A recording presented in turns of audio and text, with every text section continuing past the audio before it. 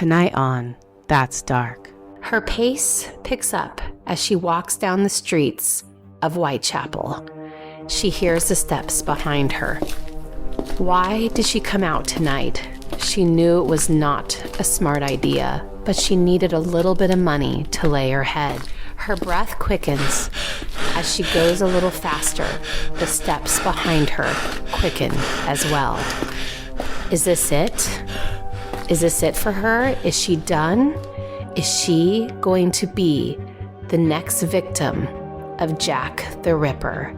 Follow us as we walk down the dark, damp streets of Whitechapel and the horrors of the monster who lurk there. Hello, everybody. Hello. It's Alyssa. And Heather. And we've got a dark one for ya. If you follow us from the Witching Hour podcast, we have covered Jack the Ripper, but we want to do it more justice. So this is going to be a two-parter. Yeah. We originally planned on doing everything in one, but it is going to be too long and too much, and it all needs all of the detail that it really, there's just so much detail. So much detail. So, you're going to be going into all of the happenings. Yes. The murders. Yes. Murder. And it's going to be detailed, guys. So it's a trigger warning. Yeah. It's graphic because I am going to be going deep into what happened to some of these ladies. Yes. Unfortunately, I couldn't get it from every lady, but I did get for some ladies. Okay. So. And then in the second part, we are going to be covering the suspects. Because there are so many. So many. So that'll be a separate one. So many. Mm-hmm. This is it's fascinating to me. Mm-hmm. It's very dark, of course. Women are killed. It's not I think some people glorify Jack the Ripper. You know, that is not what I'm doing. Mm-hmm. But it is very fascinating to me when I read, because I'm like, was this person even a human? That's how I feel. Yeah. When I read about it, because it's just interesting and the details, which we'll get into. Yeah. But maybe first, a little light chit chat before I delve into a very graphic, very heavy set of murders. Yes. Appalooby. Appalooby. We need one. We're getting pub subs after. I'm so ready for my pub sub. You guys, we've been talking about pub subs and subs in general all day long. All day. We realized I was driving and I was like, we just talked about subs for 30 minutes. And I was like, oh, yep, we sure did. We sure did. It's just like I can't help it. Well, speaking of that, do you want to talk about your run-in with the UFC man today? He's not really a UFC man. She just described him as looking like someone who avidly watches UFC. Avidly. I think maybe he goes in his backyard and pretends that he's training for the UFC. Yep. And I do know there's lots of awesome people who watch it. I'm one of them. I love UFC. This is the persona. Right. And you guys should know what I'm talking about. This is the hardcore fan of UFC. They watch they buy all of the fights and watch them, and they have parties. And they got the tattoos. Yeah. That kind of person. Yeah.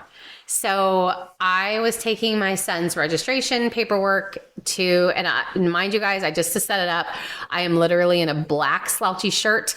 I have black leggings on. I'm not sitting here. I have no makeup. I'm not looking all hot or anything. My car is on E. So I get out at this gas station and it's in a nice area. It's a nice town. So it's not in a bad place or anything like that. And I'm just getting gas. And I think I was literally thinking about subs. Or I know I was thinking a lot about Jack the Ripper because I was doing so much stuff.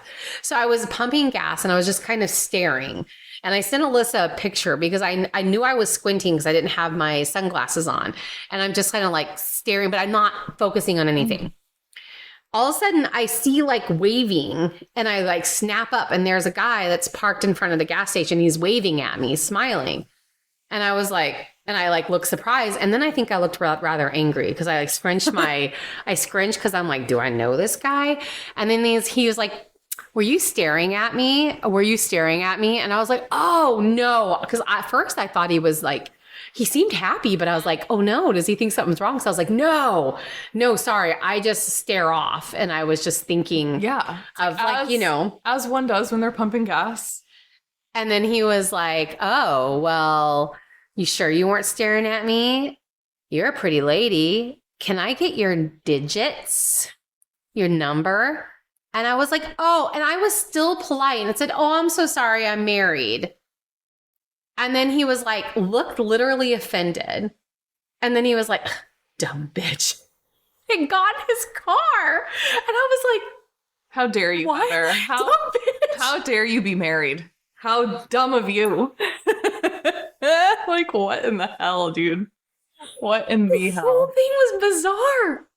And then later on, I always think of really good comebacks in the moment because, you know, I'm not in that mindset. I was kind of taken aback the way he did it. Like, are you looking at me? Like, oh my God, no, you know, like, but later on I was like, I wish I would have been like, hey, I'll hit you up when I want to be beat by a man. Because that's like the persona I got from him. So like, I just, I don't know why I was a dumb bitch, but. Well, that's just so dumb of you, Heather, to be married and not want to give your number to this man that you don't know. Can't believe that. That is just heartless. So heartless. I have one more fun subject I'll quickly go over. As you know, I've been talking about Halloween Horror Nights a lot, and I am so excited. And the second spec map has been released. But that one showed for Hollywood. No, are you kidding me? It did. Oh, no. Yeah. You didn't notice? No. I thought maybe you thought it related. So I didn't. I'm so sorry. I thought maybe you thought it related, so I didn't tell you. You didn't see the tram one? So sorry. But I did hear that they are thinking that the weekend Scare Zone will be in Florida. Which is awesome. I want that because that house was just fun. Like, it was just, so if there's a Scare Zone, that's perfect. All my kids said the same thing. It was so good. They thought it was such a good house. Yeah. And it's like pumping you up because they're playing his music in the line and then you're going through the house and all his music is playing and it's just fun. I love The Weeknd. So I love The Weeknd. Such a weirdo and I love it. I love him. Mm-hmm. Like, I am obsessively, like, I just love him. No. The Weeknd better watch out. I'm just like, it's not She loves you. It's not common for me to be like enamored by someone. I just wanted you to say it's not normal, just so we can cut it off. No, it's not. It's not normal. But no, like there's just something about him, and I just the weirdness and his love for horror, and I'm just here for it. You have a love for horrors. I do, but that makes me really sad. I said horrors. Oh no. Not that. I only said that, guys, because whenever I say horror, it sounds like typically horse. It sounds like I say horse because I don't like horror. I don't have a hard time forming my mouth. It's hard. It's like when you were saying the intro for this and you're like, let's walk down the horrors of Whitechapel. I'm like, the horrors of Whitechapel. The horrors. I'm a whore of Whitechapel. No, I'm not. Maybe I am. I don't know. I'm down with it. No, I'm just kidding. Okay. Well, I was going to say... support sex work. Yes. That's all I wanted to say. I agree. Yeah. Let people do what they want for a living. Exactly. Just be safe and protect them. Exactly. Well, I was going to say that it's looking like there's going to be an Insidious house, but I guess that's going to be at Hollywood. I'm so sorry. I thought maybe it correlated. I'm so sad. I didn't realize. I would have told you. I usually tell you everything, but I was like, oh, must correlate like somehow. I was wondering how that happened because I'm like, how did it get so different from the first spec map? I thought you would have known from the tram because that's the only place that has the tram still. Nope. I'm pissed. I don't even know if Orlando ever had the tram. No. Oh, did it? Like the backlot ride? I think it did. I don't know. It made me so happy to know it's not gone. Mm-hmm. Like when I go there in a month, I might have to go to Universal because my God, yeah. I love the tram ride. It is like my childhood. Mm-hmm. My childhood rolled into one. You know what I really would like to do? Yes. One day when I have oodles of money. Oodles. My Halloween The whole time of Halloween is going to be spent by going to every one of the Halloween Horror Nights in the world. That would be amazing. Oh my God. God. What if on the same note, we went to every Christmas time at Disney and Universal everywhere? All the Grinchmasses. God, I freaking love Christmas and Halloween. Right now, I'm really all about Halloween. Me too. I love spooky. I'm like all into the spooky. I'm just ready for it. And I know. I texted Heather today. I'm like, I really just want to decorate for Halloween. She's like, but can you deal with it for a couple of months? I'm like, no, I can't. Do you notice what a good friend I am though? I didn't say no. I said, but can you deal with it for a couple of months? Because I know you'll want it up during that time. Right. And I knew it was going to be no. Because I'm the same way. Like I would love to decorate my house for Halloween, but I know it's just too soon. It is. As much as I love it. But what we're doing is we're having spooky nights on we are watching horror movies. Yes. Horror. Why can't I say that? Horror movies and getting yummy food and having snacks and just having our spooky nights. So, and last spooky night, we opened our ghost tube and had a lovely conversation with Cedric. So that was a whole thing. Oh man, that was a fun time. I'm doing that again tonight to see what. Speaking of fun men, not really. I was gonna say we should probably get into this, but he's not a fun man. He's fun. No, don't even really technically know if he is a man. I was gonna say there are some speculations of women. Don't even know if he's a person. Yeah, he could be a ghost. Or not even I don't know what he is. Be an anomaly. I'm saying. He just is. He is. He never was. He just is. And then he wasn't. That's what the real intro should be. He was and then he wasn't. Yeah. Perfect. My clothes feel weird on me, so I'm like, oh. I don't know. I just realized I was like gripping at them at a moment. Okay. Let's get into this, guys. So I'm going to try to not make this sound, well, it's going to be spooky no matter what. Because you know what? Like murder, serial killers in their own right is extremely spooky. But when you take it and you put it in the 1800s on very dark, filthy streets of Whitechapel, it gets even spookier. Oh, yeah. Especially when it happens in the dead of night, which every single one did. So, Jack the Ripper. No, I'm just kidding. Jack the Ripper. No, okay. Guys, I'm in Jack the Ripper. Which, obviously, everyone knows it's not his name, but his name is to us. What is it? On the extremely dark streets, or mainly one street of Whitechapel, an evil killing spree was about to begin. Whitechapel, already known for being where the very poor and also destitute would go to spend their days. It was not ever frequented by the upper class at all, or anyone that was like, I would say like there wasn't really a middle class, but I would say like middle class like working class, but you're kind of upper, right? Mm-hmm. So this is really for an area that was for the very poor. Yeah. And when I say destitute, I mean like only have the clothes on their backs. That's all they got. Alcohol was a huge vice for many people living here, just to forget the life that they had lived so far, right? So you'll find a lot of alcohol illness in this story, plays a big part of this. But also you'll see there was mental illness, sexual abuse, hard traumatic upbringing was the history of the faces you would see as you passed in the street in this area. Prostitution was an easy way, and when I say easy, I say that lightly. It was not easy, but it was easy way for the women to find their next drink, or even better, a drink and a room for the night to sleep safe. These women knew many monsters, as they were taken and forced to do the bidding of a client for the usual price of 4 penny. And this is what was actually this. I found this, and I know I sound excited, but I was like, how much did they make? They had a saying, 4 penny knee trembler. So it was 4 pence, and that equaled 5 cents American money. Oh my Now, this is God. back in 1888, so that was actually a good sum to them. Okay. Now, sometimes they would get more, and sometimes they would get less. Now, what is a knee trembler? It means they're going to make your knees tremble. That's what I thought. Okay. Yeah. So that was their saying. Four penny knee trembler. 4 penny knee trembler. Okay. They're going to make your knees tremble. And that gives them 4 pence. And again, I found out that's 5 cents American money. And so now, since this was where all the very poor lived, were these the rich men coming in and paying them, or No. poor people? The rich did not go in there. That's what I was, so how do they have the money? And well, I mean, they're working class. so I Working guess class they- would probably go in there, but I'm talking about like the really wealthy. They didn't literally really I don't pay think they attention to acknowledged- Whitechapel until these murders. Yeah.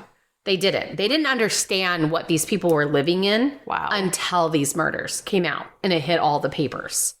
So, I mean, I'm sure there's probably, I'm not going to say there was no wealthy, because I'm sure there were some men that like to go and get a little dirty, as they would say. You know, I'm sure that happened. Yeah. But again, they would take what they could get. That's what they were hoping to get. But a lot of times they got less. But they were all pretty addicted to alcohol and drink. And so, Yeah. Anything that would pay the bills. yeah. I was reading about people in Whitechapel at that time, and like these women had to suffer. I mean, they would be getting beaten up was just like an often thing. I didn't scream, so I did good. Was just like an often thing. They knew monsters. They knew, like, they were street savvy. They weren't stupid, you know, but that's just how they had to make their money. But the fact is, even though they knew monsters, they were about to meet true evil that could see in the blackest of nights, stalk its prey, and kill within seconds. They were about to meet Jack the Ripper. That's it, everybody. No, I'm just kidding. The end. The end, bye. No, I'm just kidding. Stay tuned for part 2. So let's talk about his victims and his killings, because it just came out of nowhere. Yeah. So this wasn't any lead up. There wasn't anything. It's just literally boom. So Marianne Nichols would be his very first victim. I say him because that's what they say. But again, no one actually knows. Marianne Nichols, was married and had children before she came to Whitechapel Street, but had issues with alcohol, and her life fell into despair as the drink became everything to her. So she became an alcoholic. So she was now at the age of 43. She was working the streets to pay for her next drink, and again, maybe a place to stay for the night. If they didn't, they would typically try to stay in the bars as long as they could, or the pubs, you know, the places they could get drink. They would try to sit, and they would try to find working houses that they could maybe get board for the night. So they tried to find other places to go, but working houses were very overcrowded, and not often could you get in there. Marianne Nichols was a casual prostitute who was residing in a lodging house in Thrall Street. So casual prostitute, I found out, meant that like she used it when she had to. Yeah. But she would also try other ways to make money. And a few of these women did. And that was like sewing, going to the workhouses. So they would try to find other ways, but they sometimes had to have like a casual, you know, they would have to, you know. So despite producing 5 children, her marriage failed in 1880 due to, again, her overindulgence in alcohol. Just 2 years after her marriage failed, after her trying to work in workhouses, making money where she could, she started working the streets in order to earn a living. Undoubtedly, though, undoubtedly they know this is what she was doing the night she died. Especially since it later transpired that she had been turned away from her Doss house, which is basically a lodging, you know, so a motel, if you will, in a way, for failing to provide the sum of 4 pence. There's that 4 pence again, for her bed. So any money she made, it's assumed she spent it on alcohol, as she had been leaving the Frying Pan pub on Brick Lane beforehand, before she was found dead. So being the fact that they have that 4 penny knee trembler, her room and board cost, which makes me wonder, because a lot of them is 4 pence, if that's why they made it 4 penny knee trembler. But the fact that she was in the Frying Pan pub, she obviously drank her money away. Right. So on August 31st, 1888, a man named John Neal was patrolling Bucks Row. He is a police officer, or at that time a constable. Oh, not that time, what they call a constable.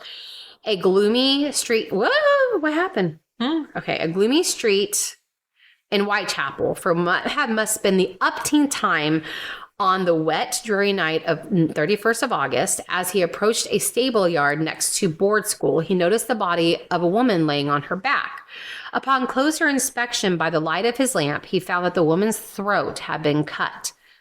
Neil then noticed another policeman passing at the end of the street, used his lamp to signal for assistance, and was swiftly joined by Constable Thane. However, unbeknownst to Neil, as he investigated a series of official procedures, which basically was doing his investigation, where the events that were unfolding in Baker's Row, only a few hundred yards away, two men, Charles Cross and Robert Paul, were already telling another officer about the body. So men already came across the body. Okay. Just 5 minutes previously, Cross, a cart driver in East End, had discovered the body and had been standing alongside it when was joined by Paul, another cart driver, unwilling to touch the body and unsure if the woman was actually dead or alive. The pair went off to hopefully alert a policeman or constable to their grim discovery. Soon after, Dr. Reese Llewellyn arrived at the scene of the crime. He made a quick examination of the body there, confirming that stop doing that. Confirming that the woman was dead. So he was just doing a quick examination. She was definitely dead. He also mentioned that she had died only half an hour before being discovered because her blood was still running. Wow. And that she was killed on the spot. She was found with her skirts pushed up, which was normal, and the murder was not a concern. Let me tell you why. Because these women absolutely were murdered. So at first it was like, okay, we got another one, right? Mm-hmm. You know?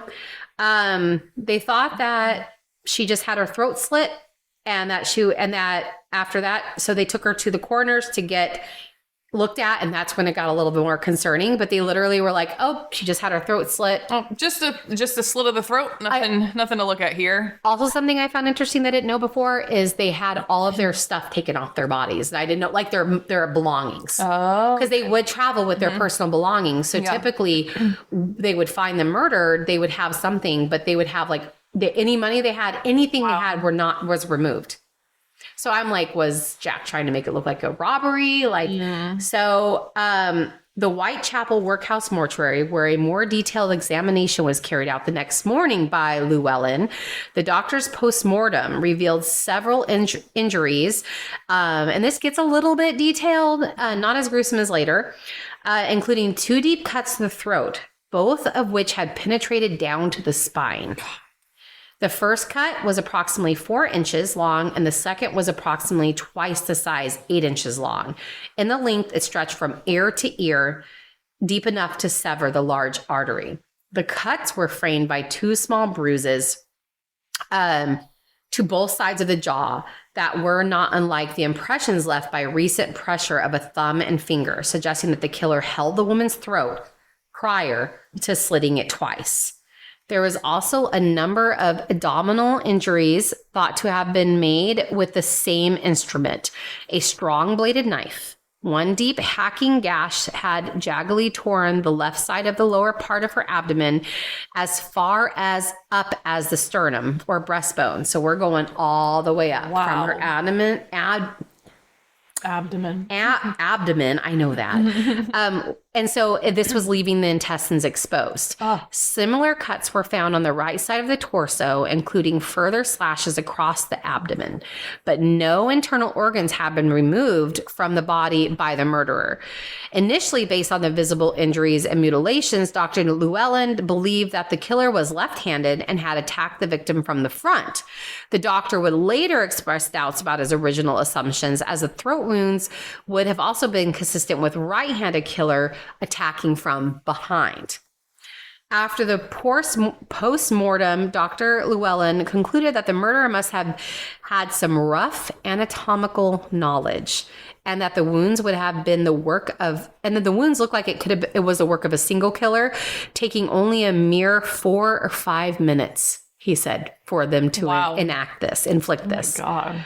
A rough investigation started, but they were not really getting anywhere. So I am so happy I found these reports, because to hear everything so they found her a half hour later. So even with the doctor saying it took 4 minutes, no matter what, they knew that she was killed about only 30 minutes because of the flow of her blood. Right.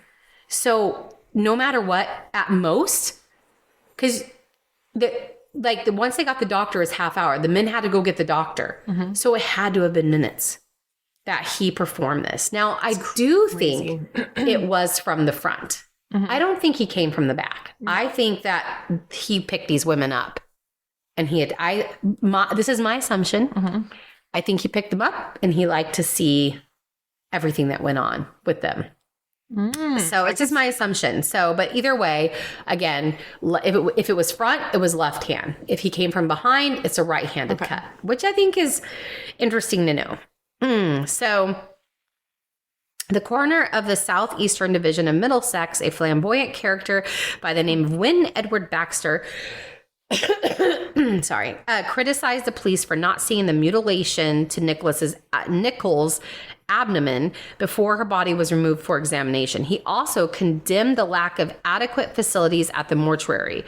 Polly was also laid to rest her name was Polly, by the way, too. That was what they nicknamed her. They laid her to rest September 6, 1888, so only a few days later. But what the police did not know, so they're done with Polly Ann Nichols. Polly, she's laid to rest. The guy came in and was like, you guys basically fucked this up. You didn't notice that her intestines were spilling out. You called this, and then they moved her, and then all this was found. And he basically was like, you guys suck, But what the police did not know is that just in 2 days, on September 8th, 1888, there would be another body found. Oh boy. Annie Chapman. Previously married to a man, John Chapman, but he died. She tried to do sewing and odd jobs to make money, but it was just never enough. Led a somewhat nomadic existence around the Spitalfields, which I think I don't quite still understand what those are, but... I was going to say, I ran into that when I was doing my research too. I'm not entirely sure. And I don't want to assume and make a blunder. So she was 47 years old at the time of her death. So we have, what was she, 43, the first one? We have now a 47-year-old at the time of her death, a short, plump, ashen-faced, consumptive woman who 4 or 5 months prior to death had been living at Crossingham's lodging house at number 35 Dorset Street, where she paid 8 pence a night for a double bed. So she liked to have some... I do wonder if maybe she brought some clients there, She appears to have enjoyed a cordial relationship with the other tenants, and the deputy keeper, Timothy Donovan, remembered her as being an inoffensive soul whose main weakness was a fondness for drink. So we got another one. Yep. She did have 2 regular clients, one known as Harry the Hawker, and the other a man named Ted Stanley, a supposed retired soldier who was also known to her fellow lodgers as the Pensioner. The Pensioner, as it was later transpired, Stanley was never a retired soldier nor a pensioner, meaning that he got a pension for his work, but was in fact a bricklayer laborer who lived at number 1 Osborne Place, Whitechapel. According to Timothy Donovan, Stanley would frequently spend Saturdays to Mondays with Annie at Crossingham's, which again, there's that double bed, right? He also claimed that Stanley had told him to turn Annie away should she ever arrive at the lodging house with other men. Stanley, however, vehemently denied this and claimed that to have visited Annie only once or twice. But lots of people said that he would see her with there and he would come for the weekends. Lots of people. Whatever Annie's relationship with the pensioner, he seems to have been the cause of the only trouble that Timothy Donovan could remember her being involved in during all the time at Crossinghams. At one stage of the month before her death, different witnesses remember different dates. There had been a fight between Annie and her fellow lodger Eliza Cooper. The full details of the argument told by the different witnesses are confusing and contradictory, with some even claiming that Henry the Hawker was the cause. According to Eliza Cooper, in her inquest testimony, she had loaned Annie Chapman a bar of soap. With which Annie had given to Ted Stanley, who then went to wash with it. And Ted Stanley is the pensioner. Mm-hmm. Over the next few days, Eliza asked several times to please return the soap, only to be dismissed by Annie, who on occasion contemptuously, like angrily, would toss a halfpenny onto the lodging house kitchen table and told her, "Go and get a halfpenny of soap." Oh. The animosity was still evident when the two women met a few days later in the Britannia pub on the eastern corner of Dorset Street. However, on this occasion, Annie slapped Eliza across the face, screaming as she did so, "Think yourself lucky I don't do more." Eliza retaliated by punching Annie in the eye, then hard across the chest. Annie appears to have come off worse from the exchange of the blows, and the bruises she sustained were still evident when Dr. Phillips carried out her postmortem. So this is very shortly before she gets killed. Whatever the course of the argument, Annie Chapman's last days were spent bruised and in pain, her health rapidly failing. On September 3rd, she went and met her friend Amelia Palmer on Dorset Street. The bruising to her right temple was more than evident. And her friend was like, "Hey, how did you get that?" Amelia Palmer, was her friend. She said, "Hey, how'd you get that?" Annie's response was to open her dress and show her the bruising all over her chest. Amelia bumped into Annie again the next day that was close to Spitalfields Church and commented on how pale she looked. Annie told her that she felt no better and that she might admit herself to the casual ward for a few days, which was kind of like a public hospital. Okay, I was going to ask. Yeah. When Amelia asked if she had anything to eat, Annie replied, "No, I haven't even had a cup of tea today." Amelia handed her 2 pence to buy some food and warned her not to spend it on rum. 3 days later, at around 5 p.m. on the 7th of September, Amelia again saw Annie in Dorset Street. She looked even worse and complained of feeling too ill to do anything. She was still standing in the same place when Amelia passed her again 10 minutes later, although she was now trying desperately to rally her spirits. "It's no use giving away. I must pull myself together and get some money or I shall have no lodgings," were the last words Amelia Palmer heard Annie Chapman speak. A man named John Davis finds Annie's body. So that night, she was like, I need to work, but I'm in pain. I do wonder if maybe she was having some internal bleeding. I do. Maybe. Just the fact that she kept getting worse and worse instead of healing. Yep. So what happened was around 6 a.m., an elderly man, John, was walking out his back door, and he lives in Whitechapel, so he's still very poor himself. Then he saw Annie lying dead, and it was between the alleyway and the stairs, lying dead there. The sight that met his eyes literally set him reeling back in horror. Moments later, 2 workmen were walking along Hanbury Street where suddenly they were startled because the door of number 29 opened, and then John came running out. "Men," he cried, "come here." That's what the men said he said. Mm-hmm. "Come here." Nervously, they followed him along the passageway, which I found out was his, like, inside it's like apartments. Mm-hmm. So there's a passageway that goes out to the back. Okay. And looking into the backyard, they saw the mutilated body of Annie Chapman laying on the ground between the steps and the wooden fence. So wooden fence, but then there was an alleyway. Okay. And then there were steps. Her head was turned towards the house, and her clothes had been tugged up above her waist, exposing her red and white striped stockings. A handkerchief was tied around her throat. She had been wearing this when the killer cut her throat. No, they don't know if she had been wearing it. No, sorry. She had been wearing it, and it had not been something that he tied on her neck or anything. It was part of her whole outfit. Her face and hands were covered in blood, and her hands were raised and bent with the palms toward the upper portion of her body, giving James Kent the impression that she had been struggling and had fought for her throat. So she was really trying. So that tells me he's coming at him face. Right. So that makes me think left-handed. Yeah. You know? The men take off running to go get the constable, causing a lot of panic on their way. Moments later, Inspector Joseph Chandler was hurrying along Commercial Street, turning down Hanbury Street, which is where this house was at. He had to force himself through the spectators who are already gathering in a passage number of 20, like at 29. So hundreds are already gathering. Oh. He ordered that vicinity to be cleared of all sightseers and then sent a constable back to Commercial Street Police Station, instructing them to bring as many reinforcements as possible in order that the crowds might be contained. Another officer was distracted to fetch Dr. George Bagster Phillips, the divisional police surgeon. Chandler then acquired some sacking from one of the neighbors and used it to cover the body until the police surgeon arrived, which I thought was at least good forethought, because back then, at least when they're investigating here in America, the police did not do that. Right. They were like letting people walk all over even in the 1940s. Let's talk about the Black Dahlia. Oh my God. Letting them do whatever the fuck they wanted. At least this guy was like, clear it. Yeah. Let's get this body covered, get the surgeon here, you know? So, yeah, go ahead. You said that the man saw this at like 6 a.m. Yeah. So this means, and she hadn't died much sooner. No. Like from But that it was time. dark at the time. Right. It's down, yeah. But that's crazy. That's ballsy to be like, right. That, like even at the 5 a.m. time is like, especially when you have hardworking people or, you know, people that are blue collar. Right. They're starting their work early. Yeah. And men were walking. Yeah. Yeah. It was very ballsy on this one.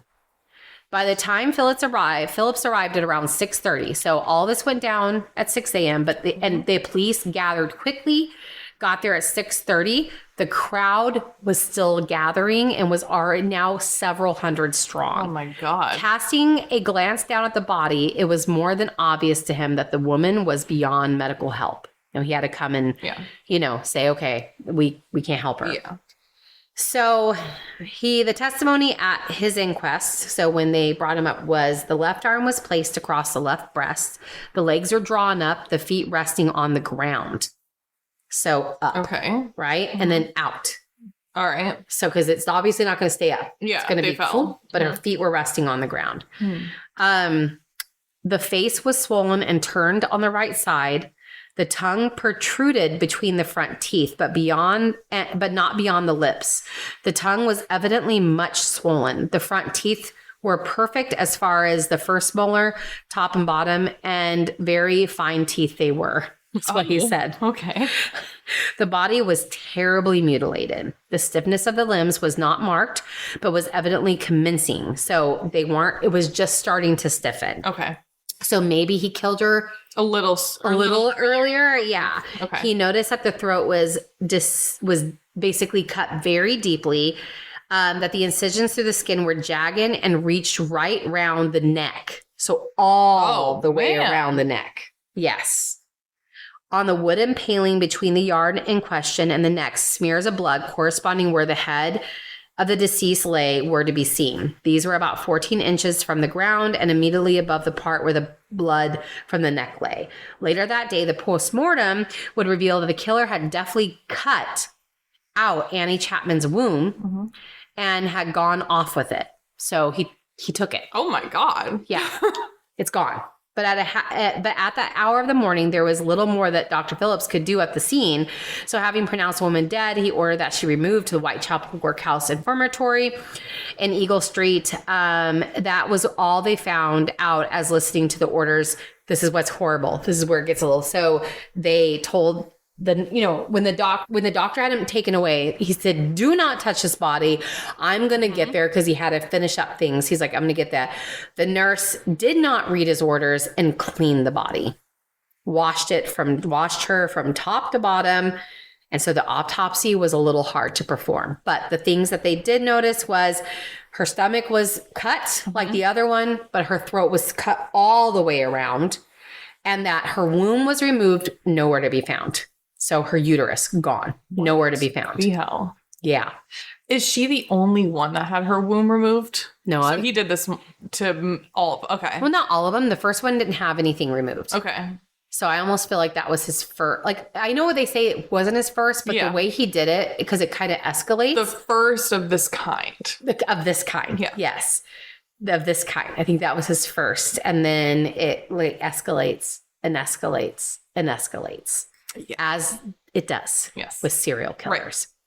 So the newspapers are now sending out alarm bells for the women to be vigilant while working the streets. Yet the working girls had to make money, so they didn't really take that good of a heed as they should. That is until the next body is found. Oh boy. Yeah. So the newspapers do put it out, and they're like, there's 2 bodies, 2 killings. You know, you need to be careful, you know, but the women got to do what they got to do, you know? Oh, my dog just grunted. Sorry if you heard that. So Jack strikes again, and the poor victim is Elizabeth Stride. So Elizabeth Stride has a little bit more information on her. Elizabeth Stride was born in 1843 in Gothenburg, Sweden. Oh. Her name was Elizabeth Gustaf Doster. Gustaf's daughter. I don't know. I'm sorry, Swedish. Guys. I am part Swedish, so I do apologize. I'm a little Swedish, not part, but I mess it up. She would let her be coined Long Liz, as she was 5'5". Oh, which was tall for women of that era. Is that tall? Very tall for women of that era. Oh, it means at some point in time, either her genes or she got some good nutrients. I don't know which one.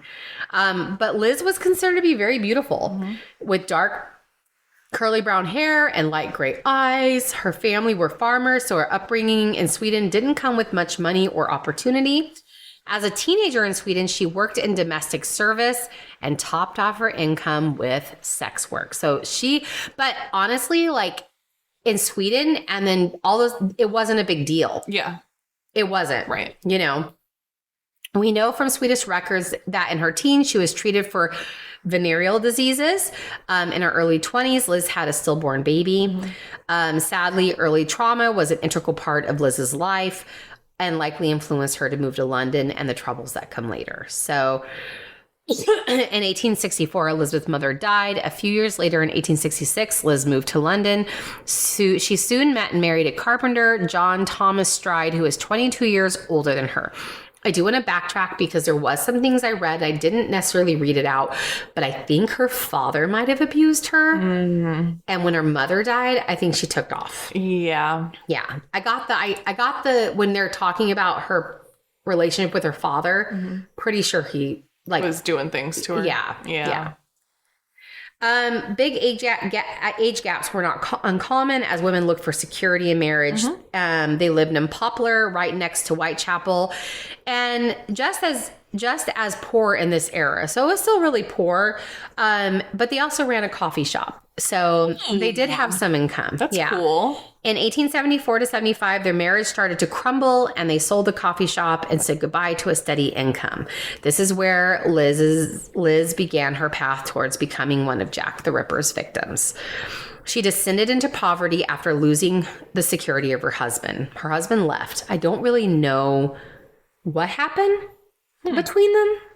Nothing stated. Left? He didn't get divorced. He left. Oh. He just, they said the marriage crumbled. That's what she's stated to say. Okay. So I don't know, you know. Wow.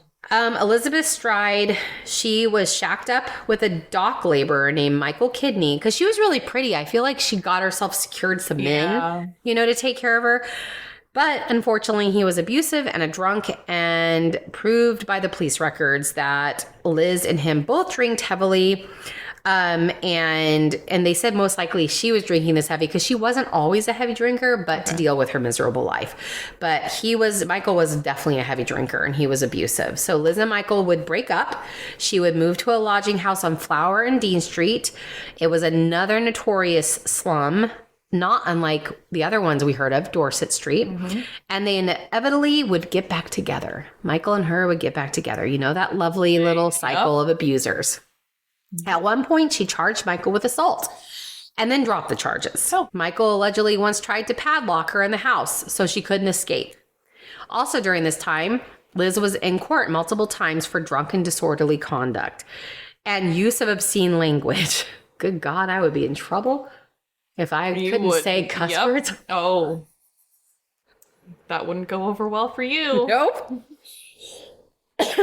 As had she been met with any resources or opportunities instead of the threat of jail and prosecution, her life could have been so much more. Towards the end of September, Michael Kidney and Elizabeth Stride had a huge blowout argument. Liz left to go back to stay at the lodging house on Flower and Dean Street on the evening of September 29th, 1888. She gussied herself up, wearing a black skirt and jacket with a red rose on the lapel with a matching black crepe bonnet. According to friends, she seemed determined and in good spirits. She was done with Michael Kidney and was going to make it on her own, but Liz would not make it on her own. She wouldn't make it through the night. Oh, Liz went from the lodging house to the Queen's Heads pub the evening of September 29th. She had been arrested at this pub before and was known to drink too much and cause a scene. She was there at 6:30 p.m. that night and by all accounts was, of course, drinking very heavily. At around 11 p.m., she was seen with a possible client on Berner Street now, which is called, I'm not going to say what it's called now because I don't know how to say the name. The man was described as a short man with a dark mustache wearing a morning suit and a bowler hat. Liz and this mystery man were making out and carrying on in Dutfield's yard, which was a small gated offshoot at Berner Street. Between 12:30 a.m. and 12:45 a.m., it was the early morning of September 30th, a dock worker observed Liz with a man in a long black coat right outside of Dutfield's yard. It's hard to tell if this is the same man described before, but it's what was heard that was important. The dock worker heard Liz say, "Not tonight, some other night." Was she saying no to this mystery man and he got violent, or was this different than the person that kills her? Just outside of Dutfield's yard was the Working Men's Educational Club on Berner Street, a Jewish social club for men. Men were coming and going all night, and none of them said they saw anything amiss. Either the killer was practically invisible or no one wanted to intervene. Which I wouldn't put it past people. Right? 15 minutes later, after this, a steward of the club named Louis Dimches pulled up outside the club on his horse and buggy. The horse shied away from a dark bundle on the ground and would go no further. When Lewis got out of his buggy and looked, he saw a woman on the ground appearing either dead or drunk.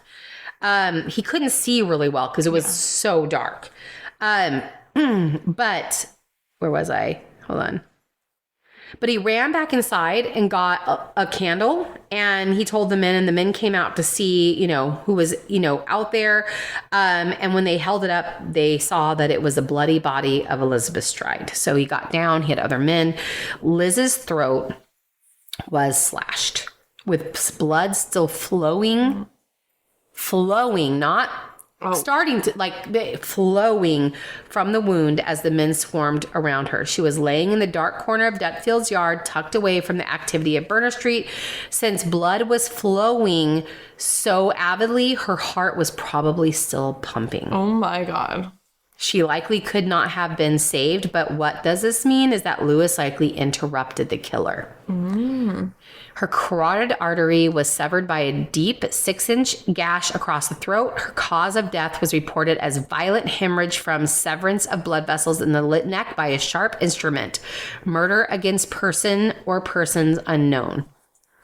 Liz was not mutilated like the other victims, but the slash to the throat looked identical to Polly Nichols and Annie Chapman. Now, remember, after Annie's murder before Elizabeth, the media is in a frenzy and people are worried. People are worried, right? But slowly, and I'm putting this in here and you guys will see why. But slowly things start to calm down, okay? But that just days after Annie's murder, and then this letter goes out. And I just want to read this letter because there's lots of letters that go to the police like always. But there's just a few that I'm going to mention through here because they need mentioning. And this one stuck out to them. And it came on September 27th, 1888. So this came on before, what is her name that just got killed? Elizabeth? No, is it Elizabeth Stride? Yeah. Yeah. So before Elizabeth Stride got killed, this letter came out, and I'm only bringing it up because I'm going to move into the next murder, and this is interesting. So it says, "Dear boss, I keep on hearing the police have caught me, but now I want to say boss is actually the name of the newspaper." Oh. So I thought it was like a Cockney thing, but as I did digging, no, it is the name of the newspaper.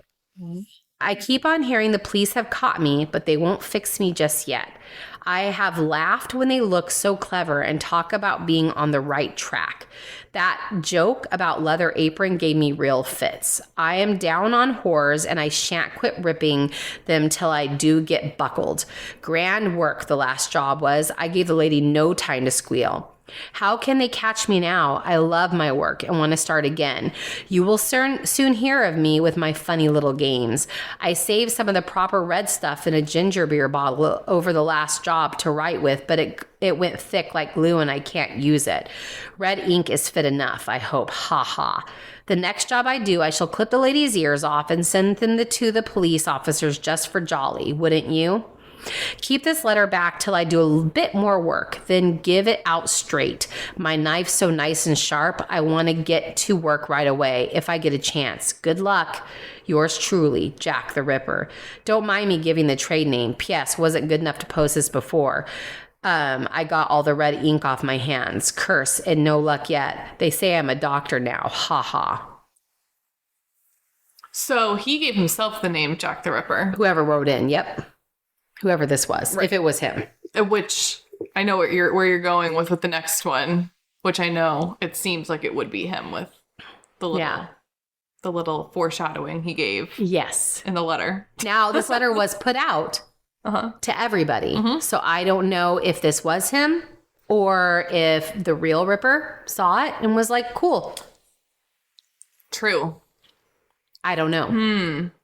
But we have a few other letters we'll look at, so too. This got put out into the news, into the boss, before the next murder took place. Before Elizabeth Stride, right? Okay. But Elizabeth Stride didn't have her ear cut off. Right. But Elizabeth Stride, I don't know. This was written September 27th. I don't know exactly when it was posted. Okay. Elizabeth Stride was killed September 30th. Right. Just a few days after. So maybe it wasn't posted yet because it had to go through the police. Right. I don't know. But the reason why this letter seems so important is because let me take a backtrack because obviously he got interrupted with Elizabeth Stride. So on September 30th, Jack's next victim was going to be discovered. And this time he would finish what he started with Elizabeth. This is the famous double victim night. So we're going to talk about Catherine Eddowes. So Jack, obviously, and I fully believe he was with Elizabeth Stride. I fully believe. Some people believe that maybe it was a lover's quarrel. I do not think so. Her incision is her neck slice was exactly the same. So I absolutely believe because the anger he puts on Catherine Eddowes tells me someone who was amped up and was like, I have to. Yeah. So we're going to talk a little about Catherine Eddowes. She goes by Kate. She was the second person killed in the early hours of the 30th September, a night which already had seen the murder of Elizabeth Stride less than an hour earlier. Less than an hour. Wow. This gets crazy. These two murders are commonly referred to as the double event and have been attributed to the mysterious serial killer, Jack the Ripper. At 8:30 p.m. on Saturday, September 29th, Elizabeth was found lying drunk in the road on Aldgate High Street by Constable Lewis Robinson. She was taken into custody and then to Bishopgate Police Station, where she was detained giving the name Nothing. Until she was sober enough to leave at 1 a.m. in the morning of the 30th of September. On her release, she gave the name as address as Mary Ann Kelly of 6th Fashion Street. When leaving the station, instead of turning right to take the shortest route to her home in Flower and Dean Street, she turned left towards Aldgate, which where she was found drunk before. At 1:45 a.m., Edo's mutilated body was found in the southwest corner of Mitre Square by the Squarebeat police constable Edwards Watkins. Watkins said that he entered the square at 1:44 a.m., having previously been there at 1:30. What? Yes. This is his beat. Okay. And he walks it. Yeah. And he said, I was here at 1:30. He called for assistance at the tea warehouse in the square, where night watchman George James Morris was an ex-policeman, had noticed something unusual. How they reported Catherine, the body was on its back. So we're going to talk about how she looked. And this is what's insane to me. He walked that beat at 1:30, found her at 1:45. The head was turned to the left shoulder, the arms by the side of the body as if they fell there. Yeah. Hold on. Both palms upwards, the fingers slightly bent. The left leg extended in a line with the body. The abdomen was exposed. Right leg bent at the thigh and knee, the throat cut across. The intestines were drawn out to a large extent and placed over the right shoulder. They were smeared with some poop. So they were smeared with the poop, fecal matter. A piece of about 2 feet was quite detached from the body and placed between the body and the left arm, apparently by design. So he took part of her intestines, cut them, and placed it by the arm. The lobe of her right ear were cut through. So, and they said it was cut like whoop through, like sliced. Okay. It was sliced across. Is all I can explain it as. Where was I? There was quantity of clotted blood on the pavement on the left side of the neck, around the shoulder and upper part of the arm, and fluid blood, so blood flowing, colored the serum, which had flowed under the neck to the right shoulder, the pavement sloping in that direction. So much blood. Here's where it's crazy. The blood was warm. The body was warm. Mm-hmm. So the blood and body that was flowing was warm. No death stiffening had taken place at all. She must have been dead, most likely within that half hour. But it wasn't even half hour. I was going to say 15 minutes. Yeah. Really. We looked for superficial bruises and saw none. No blood on the skin of the abdomen or secretion of any kind on the thighs. No spurting of blood on the bricks or pavement around. No marks of blood below the middle of the body, which is just weird to me. Several buttons were found in the clotted blood after the body was removed. There was no blood on the front of the clothes. There were no traces of recent consection. So what they mean is there was no traces. That's the weird thing. He did all this, but all the blood came from her neck and it was still flowing. But there was no blood in her abdomen, like area. The face was very much mutilated. There was a cut about 1/4 of an inch through the lower left eyelid, dividing the structures completely through. So like dividing her eyelid completely. The upper eyelid on that side, there was a scratch through the skin on the left upper eyelid near to the angle of the nose. The right eyelid was cut through to about 1/2 inch. There was a deep cut over the bridge of the nose extending from the left border of the nasal bone down to the angle of the jaw on the right side of the cheek. The cut went into the bone and divided all of the structures of the cheek except for the mucous membrane of the mouth. So he cut down her face. Gosh. The tip of the nose was detached.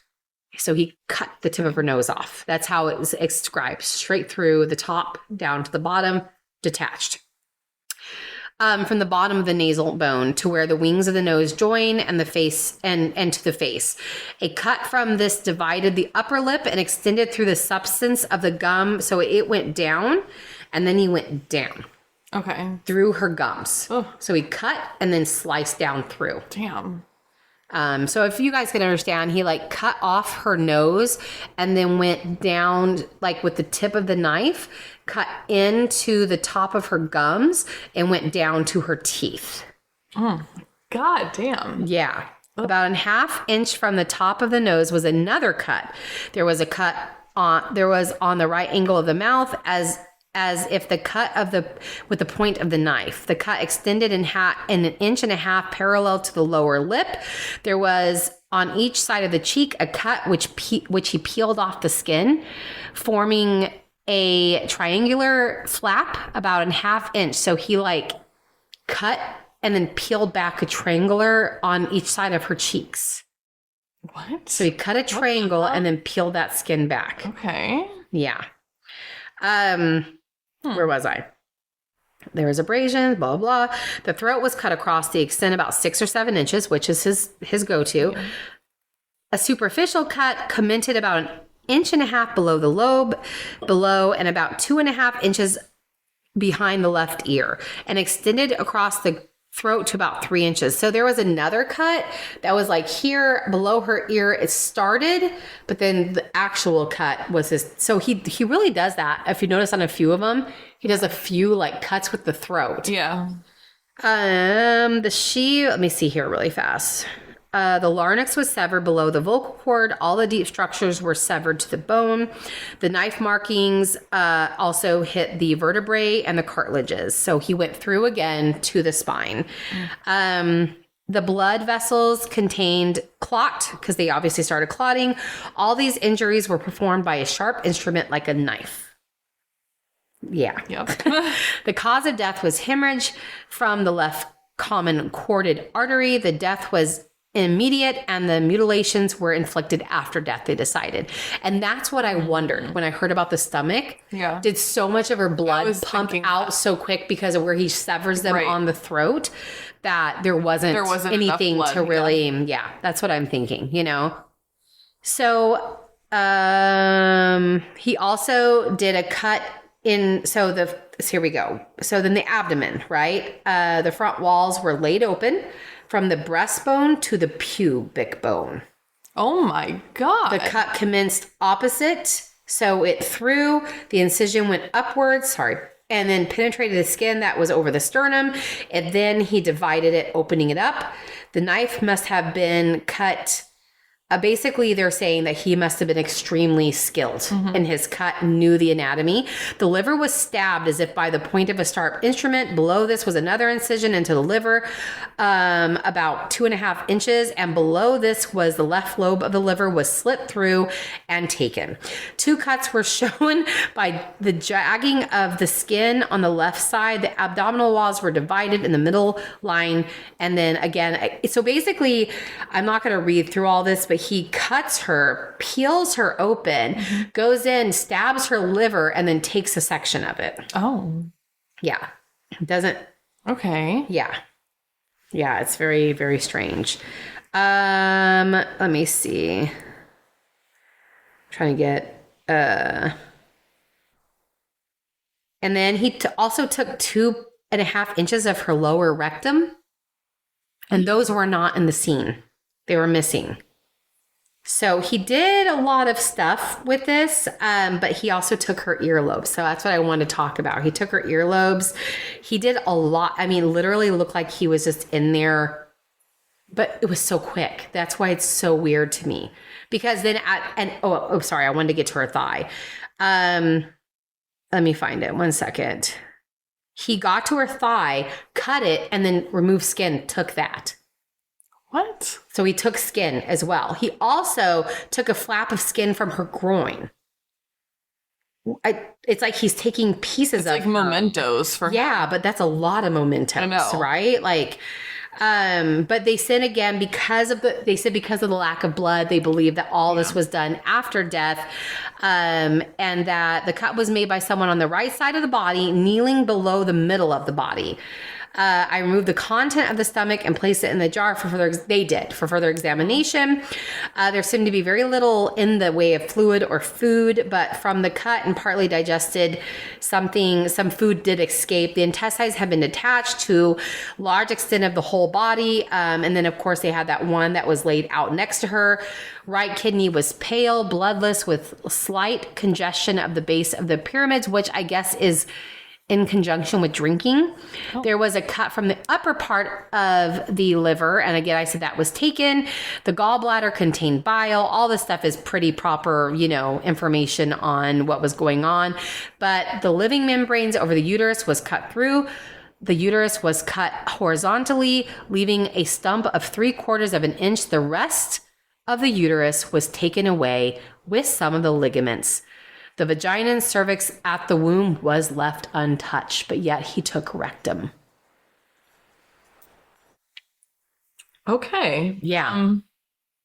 But none of that vagina, none of that was all left untouched. He just wanted that uterus and took it. What?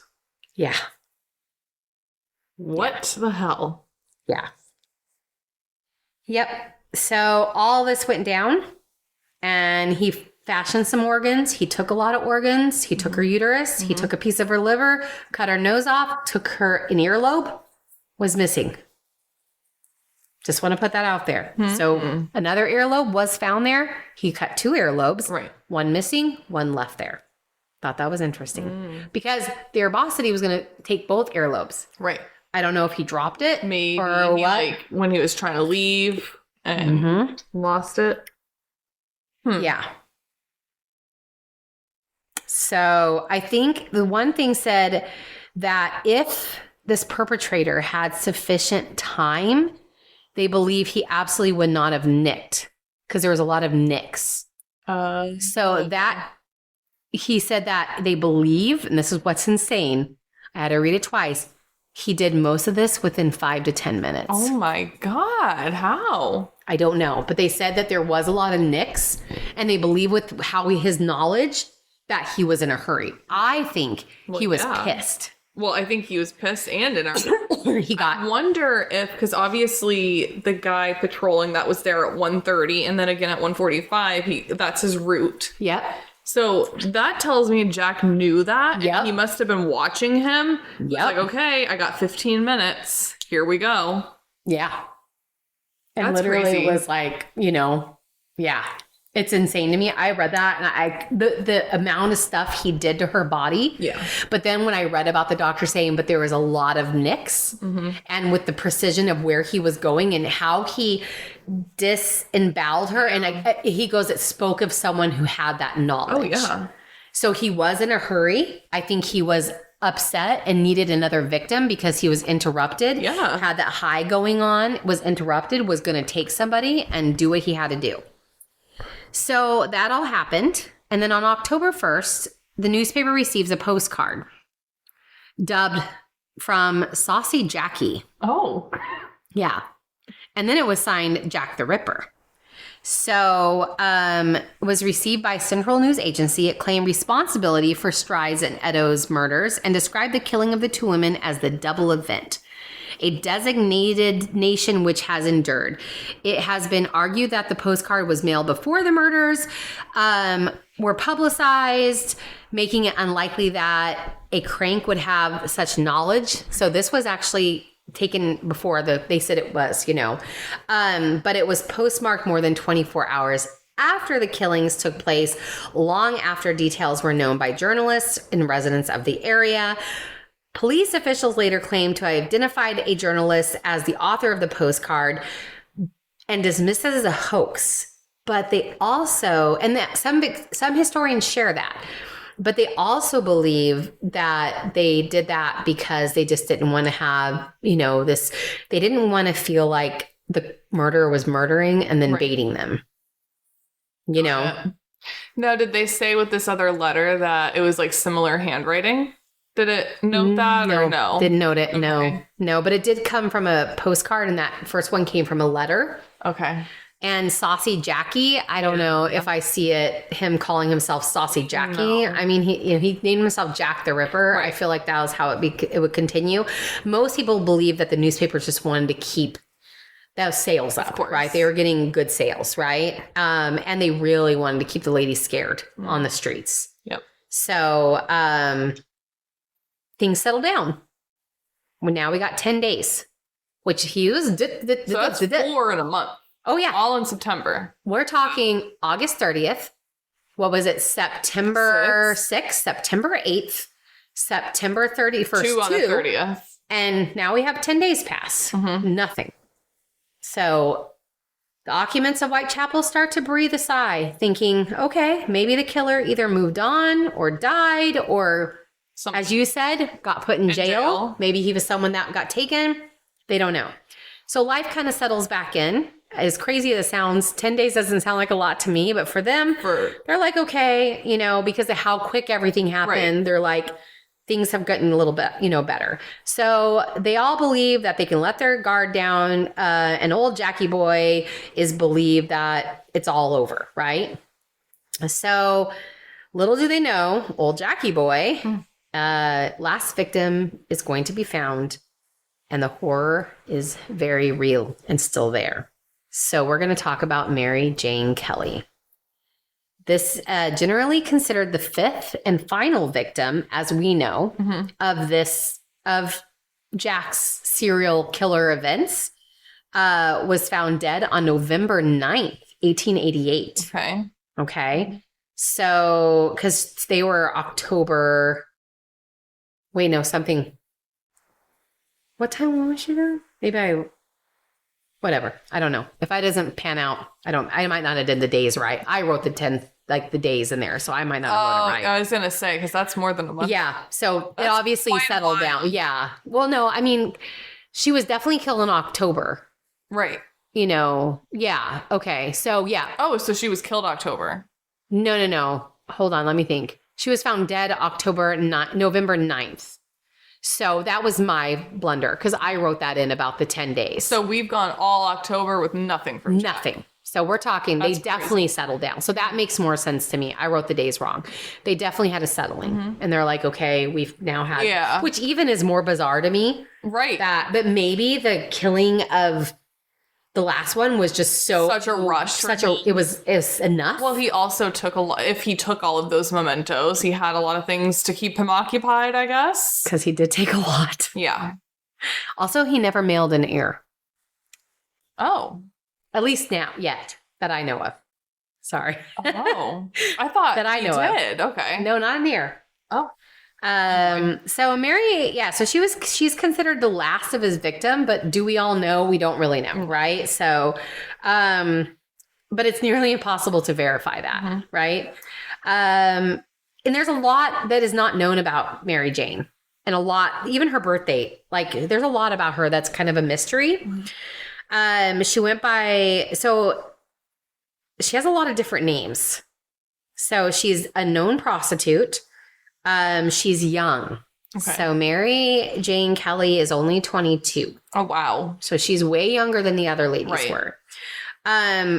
So she also went by Mary Jane Kelly, Marie Jeanette Kelly. Oh, fancy. Fair Emma, Ginger, Dark Mary, and Black Mary. Oh. There is little documentary evidence to confirm or disapprove any claims about Kelly's life, much of which came from her last lover, Joseph Barnett. What can be confirmed is that Mary Jane Kelly's mutilated body was discovered in a room she leased on Dorset Street in East London in the Spitalfields area, a slum frequently occupied, of course, by prostitutes and criminals. She is considered the final victim. And her, which is surprising, her murder was the most gruesome. Oh, boy. And after what I just read from the last one, it's like, oh, what? That's saying a lot. Yeah. Much of the information, as I said, about her background comes from her lover. Okay? So, and much of what he shares is told from Kelly herself. which isn't saying much because everyone said she was a very untrustworthy person. Oh. Yeah. Okay. Yeah. Her stories are full of contradictions and embellishments, which have, over the years, been subjected to a long-running game of telephone. Still, Barnett's account of Kelly's life is the only direct source or information we have of her. According to Barnett, Kelly was born in Limerick, Ireland, around 1863. She never gave the exact date of her birth, though. Nor did she clarify if she was referring to Limerick, the city of Limerick, the county. In either case, Kelly's family moved to Wales when Mary Jane was a child. So she was born in Ireland, but according to her, she didn't live there very long. Her father was supposedly an iron worker named John Kelly, and details of her mother are very unknown. I don't know what that means. One of 6 or 7 siblings, she moved to Wales with her family when she was a child. To one acquaintance, Kelly claimed that her parents had disowned her. Why? No one knows. But that she remained close to her sister. To Barnett, Kelly said her family had been moderately wealthy, and her landlord confirmed that she would occasionally receive letters from someone in Ireland. So she had a couple different varying stories. Okay. Kelly later moved to Cardiff, following in the death of her husband, a coal miner. So she was married at one point in time. She lived with her cousin for a time and then began selling herself on the streets. Then in 1884, she made her way to London, where, according to Barnett, she worked at an upscale brothel. Conflicting claims also just suggest that Kelly had been intelligent and scholarly, but then they also say she was very illiterate. So no one has any direct information on her. Even trying to get an understanding of what Mary Jane Kelly looked like can be difficult. She was reportedly either blonde or redheaded, but given the nickname Black Mary, she could have just likely had black hair. That said, she also had the nickname Ginger, so it really oh my God, isn't possible to say which was true. That is weird. Yeah. So where was I? She did have a friendship with a French woman from the affluent Knightsbridge neighborhood, which was the catalyst that led to Kelly's death. Kelly and the French woman would drive around in a carriage and made several journeys to the French capital, and in fact led life which is described as that of a lady. But for some reason, and it's unclear why, Kelly wound up in the dodgier East End. Mary Kelly allegedly started drinking heavily once she moved to the East End and found herself living with a married couple for a few years. She left that and lived with one man and then to another man. An anonymous prostitute reported that in 1886, Mary Kelly was living at Cooley's Lodging House, a cheap home where multiple people typically share rooms and common spaces in the Spitalfields, when she met 28-year-old fish porter Joseph Barnett. She had only met Barnett twice when the two decided they're going to live together. Mm-hmm. They were kicked out in the first place they ever lived in, however, for not paying rent and for getting drunk, and moved to what they call a fatal room on Dorset Street. I don't know what that is. But they also got moved out of that, but that was also dirty and damp with boarded up windows and a padlocked door. What happened after the move to Dorset Street is even murkier. It said that Kelly was no longer prostituting herself, but when Barnett lost his job, she returned to it. Then when Kelly wanted to share the room with a fellow prostitute, she got in a fight with Barnett over it and subsequently left. Although Barnett no longer lived with Kelly, though, he did visit her frequently, and tragically, he even been there the night before her tragic demise to Jack the Ripper. So he's one of the suspects I have. Yeah. On November 8th, 1888, Barnett visited Kelly for the last time. He stayed with her for roughly an hour between 7 p.m. and 8 p.m. while she was spending time with her friend Maria Harvey. Barnett occasionally would give Kelly money during their visits, but on this night he had none. He and Harvey left the apartment around the same time, and Barnett returned to his lodging house to play cards until roughly 12:30. Shortly after, Mary Jane Kelly was seen in Tim Bell's public house, and another woman, Elizabeth Foster, Elizabeth Foster, was later seen drinking with 2 others at the Horn of Plenty pub on Dorset Street. So she's kind of seen all over the place. Mm-hmm. Her whereabouts for the rest of the evening are largely unknown. Some say they saw her drunk with another prostitute at around 11 p.m., and a neighbor claimed to see her with a short man in his 30s, while others said Kelly would be heard singing the wee hours in the next morning. Sometime before noon on November 9th, 1888, Kelly's landlord sent his assistant to collect Kelly's rent. When he knocked, she didn't respond. Looking through the window, he saw her bloody and mangled body. The police were notified, and once they arrived, the door was forced open. The scene was horrifying. When authorities entered the room, there was a fire burning in the fireplace. Mary Jane Kelly's clothes were neatly folded on a chair, and her boots sat in front of the fireplace. Kelly's corpse was nude except for a chemise and laying in the middle of the bed that sat flush against the apartment wall. She was inclined slightly to the left of the bed, and her head was resting on her left cheek. Her right arm had been partially disconnected from her torso. Her legs were spread wide and placed at right angles, so oddly wide. Mm-hmm. Attending police surgeon Phillips again, made the postmortem report, and he said the whole surface of the abdomen and thighs were removed, and the abdominal cavity emptied of its content. The breasts were cut off, the arms mutilated by several jagged wounds, and the face hacked beyond recognition of features. The tissue of the neck were severed all around the bone. So he did another, I think he's trying to cut their head off. I think, yeah. Presumably without the presence of police walking their beats concealed in a private room, the Ripper had the time and privacy to carry out his compulsions further than he had to any other point. As with the previous victims, there were entrails and organs piled to the right of the body. This time there was also lacerations and organ displacements. Kelly's uterus, kidneys, and one breast were placed beneath her head. Yeah, it gets so bizarre. Her left lung was torn and her heart was completely missing. Oh, God. The Ripper had taken the flaps of skin which had been stripped from the thighs and abdomen and piled them on the bedside table. There were the lumps that Thomas Boyer had first spotted when he peeked in. So they were her skin from her thighs. Oh. Her nose, ears, cheeks, and eyebrows were all partially removed, and her lips were sliced multiple times. The bed was saturated in blood, and Dr. Phillips stated with confidence that the cause of death at the time, though, was again the carotid artery. Mm-hmm. It was pretty horrifying. He took her time with him. Oh, yeah. I do also want to mention that people said they literally heard someone scream murder in the middle of the night, but no one, because of how that, yeah. What? Yep. They heard someone scream murder. A woman's voice. But no one did anything. Of course. So this was the last known murder of Jack. It just stopped. Nothing happened after this. But there was one letter that came, and it said, "From hell.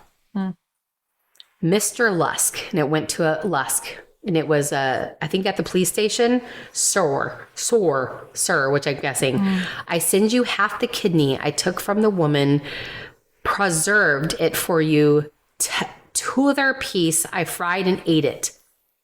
I may send you the bloody niff," he doesn't write very well, "that took it out of you. Only wait a while longer. Signed, catch me if you can, Mr. Lusk." It did come with a piece of kidney. But poorly written, couldn't spell very well. So I don't know, because the other two were absolutely from someone, and whoever performed this was educated. Yes, absolutely. But we are very late now, but that's it. That is the killings of Jack the Ripper, the women. And then again, it just ceased. Just stops. So please join us, because next week you get to hear The Suspects by Alyssa. There's a lot, so get ready. So yeah, I told you it was pretty hard. It's pretty gruesome, this one, but I really wanted to get into how detailed the knowledge this man had. Yeah. But also how you can kind of see him getting a little... He's getting... like into it, yeah. You know? Yeah. Yeah. All right. Well... I'm kind of baffled, so I have like no words. It is just insanity. Yeah. Well, I guess we'll end it there, guys. And follow us for part 2. Please remember to like, comment, and subscribe. And we will see you in the next one. See you in the next one. Bye, guys.